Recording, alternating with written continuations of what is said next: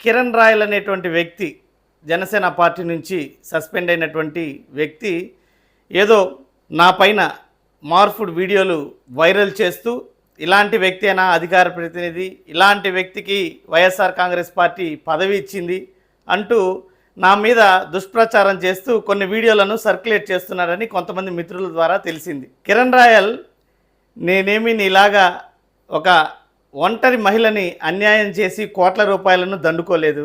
నాకు రోజుకు ఒక అమ్మాయి కావాలి అంటూ నేనేమి బహిరంగంగా మాట్లాడినటువంటి పరిస్థితి లేదు. కోట్ల రూపాయలను మహిళతో మోసం చేసి అదేవిధంగా ఒక మహిళని తన కుటుంబం నుంచే వేరు చేసినటువంటి పరిస్థితులు నేను చేయలేదు. నేను చేసిందల్లా మీ యొక్క నాయకుడు పవన్ కళ్యాణ్ గారు ఏదైతే ప్రజా వ్యతిరేక విధానాలతో పోతున్నాడో వాటిపైన ప్రశ్నిస్తున్నా.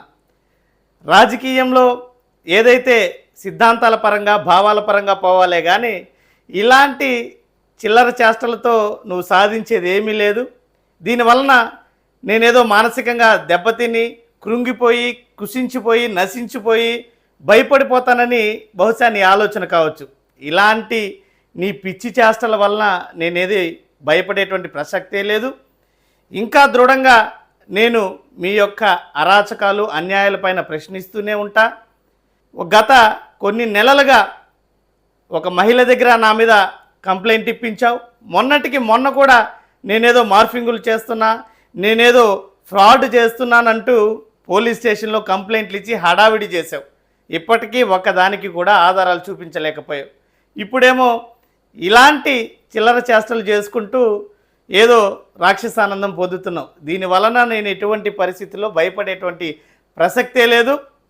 ముఖ్యంగా ఎవరైతే ఈ వీడియోలు పోస్ట్ చేశారో కిరణ్ రాయల్ కానీ, సుభాష్ని జనసేన కానీ, రాధా జనసేన, ఇంకా దేవా జనసేన, వంశీ జనసేన పార్టీ, అదేవిధంగా వాట్సాప్ గ్రూపుల్లో మీరందరూ పెట్టారు, చూసాము. ఏమీ ఇబ్బంది లేదు.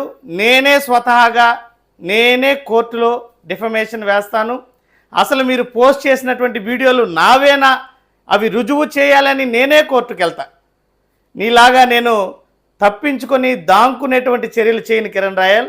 నేనే కోర్టుకు వెళ్ళి న్యాయబద్ధంగా చట్టబద్ధంగా మీరు ఏదైతే ప్రచారం చేస్తున్నారో ఆ వీడియోలు నావని ప్రచారం చేస్తున్నారు. దయచేసి కోర్టు వారే ఈ వీడియోలు నావా కాదా అన్నదాని మీద స్పష్టత ఇచ్చేలాగా దానికి సంబంధించినటువంటి డిపార్ట్మెంట్లు, ఫోరెన్సిక్ డిపార్ట్మెంట్ కానీ, టెక్నికల్ డిపార్ట్మెంట్ కానీ, పోలీస్ డిపార్ట్మెంట్లు కానీ ఆదేశించాలని నేనే స్వతహాగా కోర్టులో పిటిషన్ దాఖలు చేయబోతున్నాను.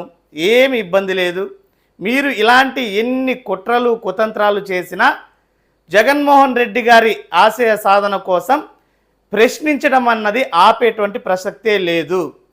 మీరు ఇలాంటి నీచమైనటువంటి రాజకీయాలు చేసి బహుశా మీరు కొంతకాలం ఆనందపడవచ్చు. కానీ నేనంటే ఏందో తెలిసినటువంటి ప్రతి ఒక్కరికి కూడా నేను ఏ రకమైనటువంటి మాట తీరును ప్రదర్శిస్తాను, ఏ రకమైనటువంటి సిద్ధాంతాలతో మాట్లాడతాను, ఏ రకమైనటువంటి సద్విమర్శలు చేస్తానని తెలిసిన ప్రతి ఒక్కరు కూడా మీ కుట్రలను అర్థం చేసుకోగలుగుతారు. కాబట్టి మీరు నన్ను మానసికంగా దెబ్బతీస్తే ఏదో నేను ఆగిపోతానని మీరు మాత్రం భ్రమపడాల్సిన పని లేదు. మీరు చేస్తున్నటువంటి ప్రచారాలు ఇంతకు 100,000 రెట్లు చేయండి, నాకు ఎటువంటి అభ్యంతరమూ లేదు. ఎందుకంటే నేనే ఇప్పుడు చెప్పా, మీరు చేస్తున్నటువంటి ఈ ప్రచారాలన్నీ కూడా వాస్తవమా కాదా అని తేల్చాలని కోర్టు వారిని, న్యాయమూర్తి గారిని నేనే అభ్యర్థిస్తా. ఇలాగా నేను తప్పుడు దారుల్లో ఎప్పుడు కూడా నేను తప్పు చేసినటువంటి వ్యక్తిని కాను. స్వతహాగా నా స్వయం కృషితో నేను పనిచేసేటువంటి వ్యక్తిని. నేను ఇతరుల సంపాదన మీద కానీ, ఇతరులను బ్లాక్మెయిల్ చేయడం కానీ, కన్నబిడ్డని తల్లికి వేరు చేయడం కానీ, ఆడవారిని బ్లాక్మెయిల్ చేయడం కానీ, లేదంటే నీలాగా బ్లాక్ టికెట్లు అమ్ముకోవడము, ఇలాంటి పనులు నాకు తెలియదు.